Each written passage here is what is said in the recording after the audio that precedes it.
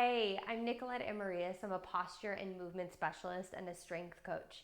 Today I want to go over spinal position for any movement that you do when you're in a hinged position. That means when your hips are flexing or when you're bending forward. So that would be a bent over row, deadlifts, all variations of deadlifts, hinges, good mornings, RDLs. This shape of your spine deeply influences and impacts how the rest of your body operates, therefore the muscles that engage. So if we're in a bent over position and we're in flexion, for example, and we're doing a pull or a bent over row, that spinal position, that flexion in the spine is going to deeply impact how the back muscles operate and engage or don't engage. So if you're someone who's maybe not seeing the results that you're hoping for, you're not gaining the strength that you would assume you would with how much work you're putting in, or you're experiencing pain, this is going to be a great video for you to watch, repeat, and come back to anytime you need a reminder on spinal position for a hinge movement. We will need some sort of dowel. So today I'm going to use this barbell. You could also use a broom. You could use a mop. You could use anything that's long and straight. I'm going to be using this barbell. So what we'll do first is set ourselves up into a hinge position, and then I'm going to show you how to put the barbell on the spine to then correct your spinal position. So a hinge is when we're flexed at the hips, like I said earlier. Feet are hip distance and toes are forward. Chest is open and you're reaching the hips behind you. Now when we're in this position, we're hoping for a straight spine, but what can happen sometimes is if we have tightness in the hamstrings or if we have weakness in the low back, we might notice this happening. Even just a slight tucking in of the pelvis or even the shoulders rounding forward. If we have tightness in our lats or in our upper traps, we might see rounding here in the upper back or in the low back. We'll use the dowel today to try and fix that. So before we start the hinge, let's bring the dowel to our back. So I'm going to bring one arm over the top of my head to hold the top of the dowel or the bar, and the other hand at the bottom. We're looking for 4 points of contact: behind the head, in between the shoulder blades, right at the sacrum of the pelvis, and then at your hand at the low back. But let's first just start with the one that's at the head. Now I have a ponytail in the way, so I'm going to put it to the side of my head slightly, but it should be right behind your head. Now notice here a couple of things. When I have the dowel on my back and I'm standing normally, look at where the bar is.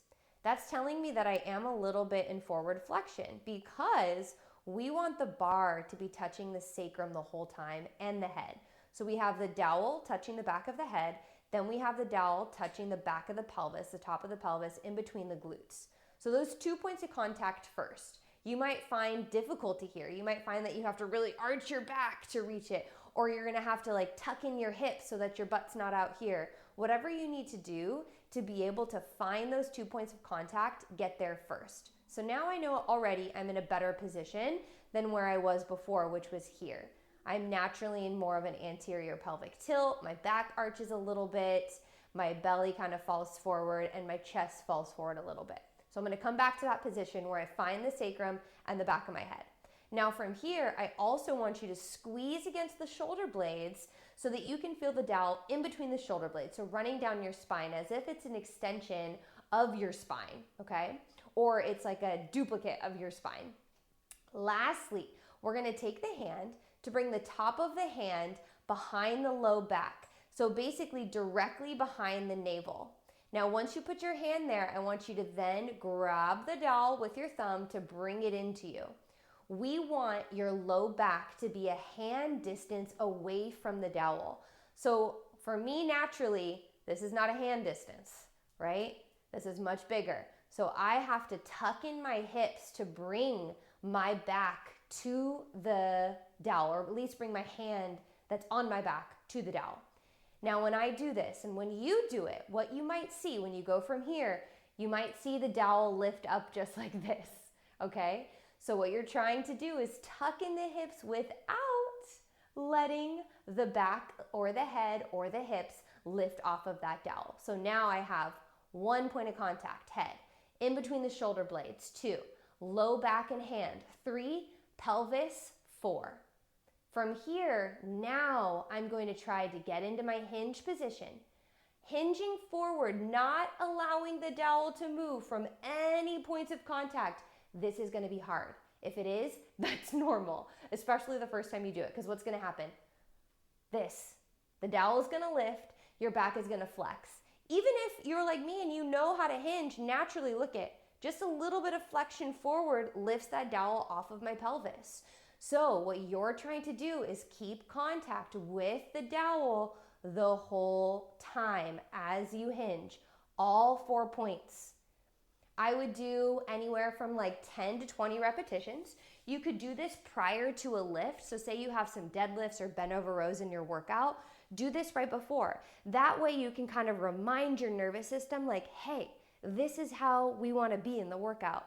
Or you can do it on your off days or as a recovery. It's something you could do multiple times a day just to remind your body how it should be positioned when you're coming into a hinge position. And of course, we're never looking for perfection, but this will help us from being injured. It'll help your back become stronger and help the relationship between your hips, your hamstrings, and your back become a little bit more in sync. I'm Nicolette Amarillas. I hope this was insightful and helpful, and I hope to see you again soon. Thanks for being here.